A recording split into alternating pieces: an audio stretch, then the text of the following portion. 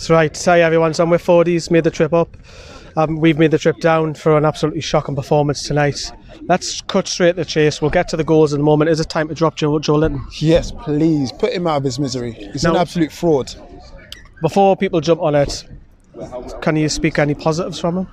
How can you? The only positive was when he came off the pitch. Seriously, that bad? It was that bad. And I thought when he went down, I thought he was actually going to leave the pitch, because that would have been coincidental that he's gone down, because before that he put an absolute hospital pass through to Almiron. Remember that? It was meant to go to Almiron and then it didn't. So he's got, 13 games in the Premier League, 1 goal.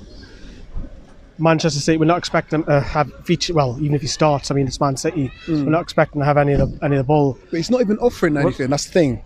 Fair enough, you're a goal scorer. What Carroll is? Yeah, of course. As soon as he came on, he was bringing people into it. He had a shot, a spin and a shot which went obviously into the keeper's hands. But he was actually making something of himself.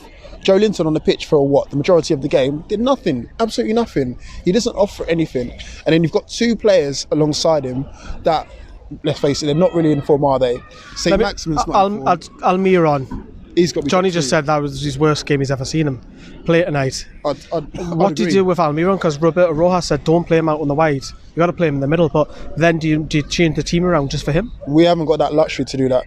We've been drilled into a certain formation for too long now. I think Bruce's bravest thing that he's done in a while is played 4-4-2, old school. And, little and large. That's going back to our days when we see big man. Speak for yourself. You're closer to my age. Let on. Don't try that one. But again, that was going back to old school, 2 up top, and actually kind of worked. But again, it was too little, too late. Do you think saint-maximin was trying to do it all on his own when he can just pass square to somebody? He had to, because no one else was on his wavelength. Do you think that's a problem now? Not the fact that saint-maximin tries to do it all, the fact that he feels he has to do it all now. Well, that's the thing. I think we was well scouted. Not the fact that you had to scout as well anyway.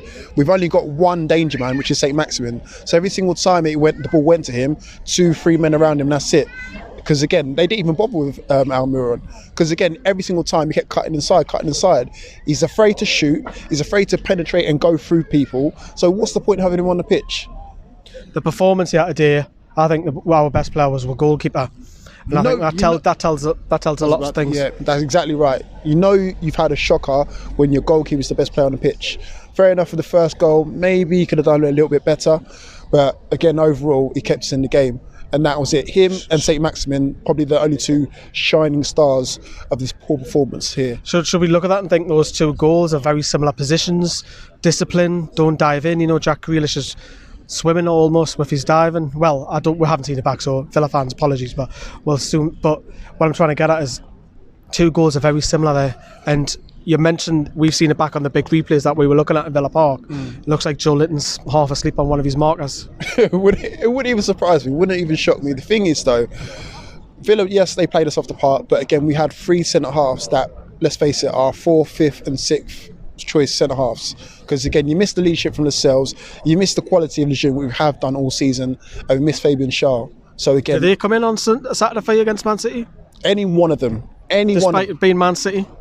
Mate, come on, let's try and narrow it down. It could come down to the goal difference at the end of the season. So I would sub one of them out. Kieran Clark, yeah, he looks all right. Paul Dummett, not for me.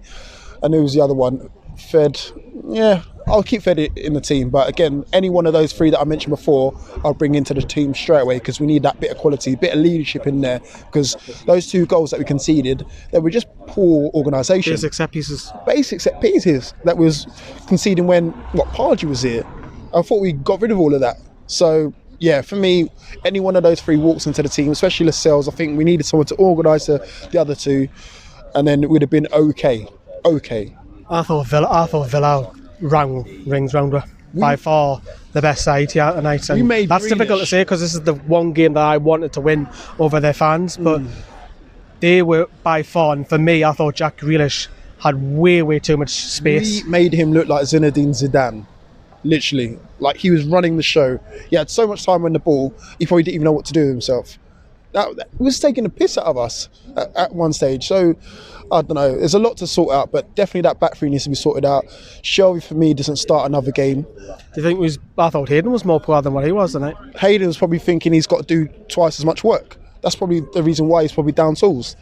Because Hayden at least offers something defensively. Shelby offers one Hollywood ball. Mind you, I will say I don't think Hayden did much tonight defensively. No. But I know in general terms, yes. But tonight I thought Hayden was worse off than Shelby tonight. Saturday, we're gonna have a giggle now. What are you expecting? Is the Sheffield United game the Thursday more important?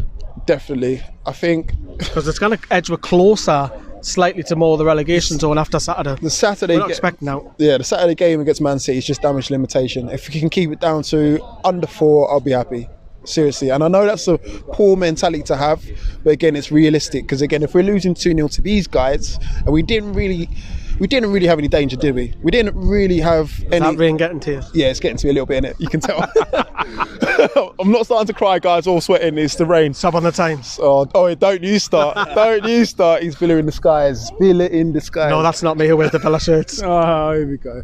But yeah, damage limitation. Keep it under 4. I think we just definitely need to get one of those centre backs back. And then are the Longstaff brothers coming back? Yeah, Sean will be back. There we go. At least we've got one of them back. And gotta drop Joelinton. Put him out of this misery, please. Start Carroll. And then at least go from there. If Joelinton can come off the bench and then offer something, then maybe it's the other way around we need to be, rather than starting Joelinton and bringing Carroll back on. Cool. So that was the award-winning Clinton Ford. Well done. Well done. Drop that in for you. He's doing great things on Roots TV. Make sure you check that out on Instagram. Going to go far. Thank you very much, Fordey, for coming. See you later. Bye-bye.